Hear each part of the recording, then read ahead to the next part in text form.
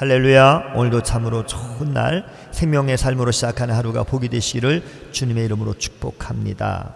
저는 오늘 요한계시록 2장 18절에서 29절 말씀을 중심으로 있는 것을 그날까지 굳게 잡으라 라는 말씀의 은혜를 나누기를 원합니다.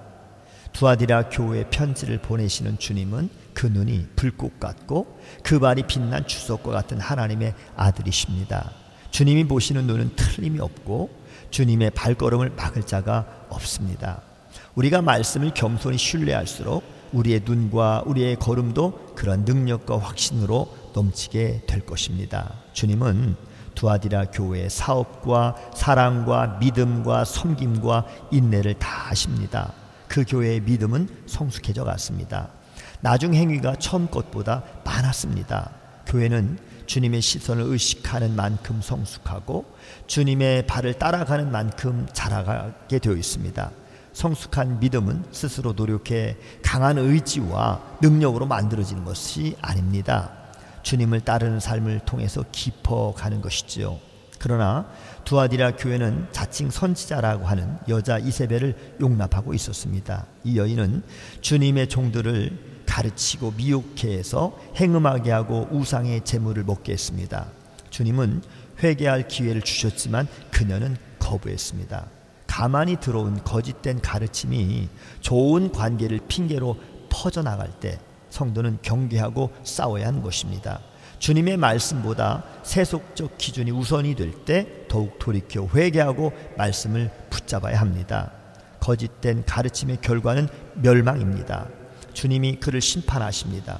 그를 따르는 자들도 회개하지 않으면 큰 환난 가운데 던져지십니다.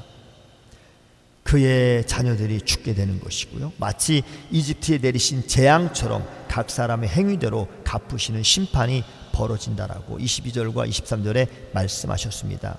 기준은 말씀입니다. 말씀 외의 모든 교훈을 버리십시오. 그러나 두아디라에서 이세벨의 교훈을 받지 않고 소위 사탄의 깊은 것을 알지 못하는 사람들에게는 다른 짐을 지우지 않겠다라고 말씀하십니다. 방향이 틀렸을 때는 이것저것 열심히 하는 것이 오히려 독이 되는 것입니다.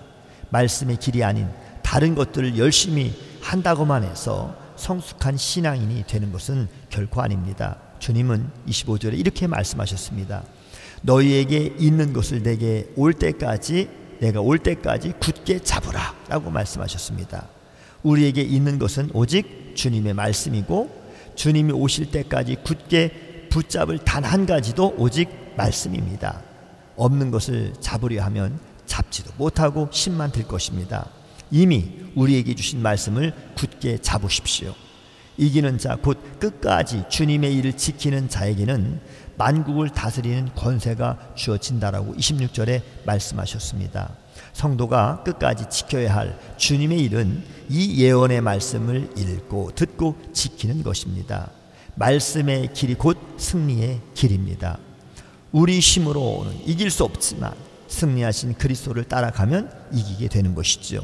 철장으로 질그릇을 깨뜨리듯이 세상의 악한 것들을 파는 주님의 권세가 우리에게 있을 것입니다. 오직 말씀의 권세를 신뢰하고 의지하십시오.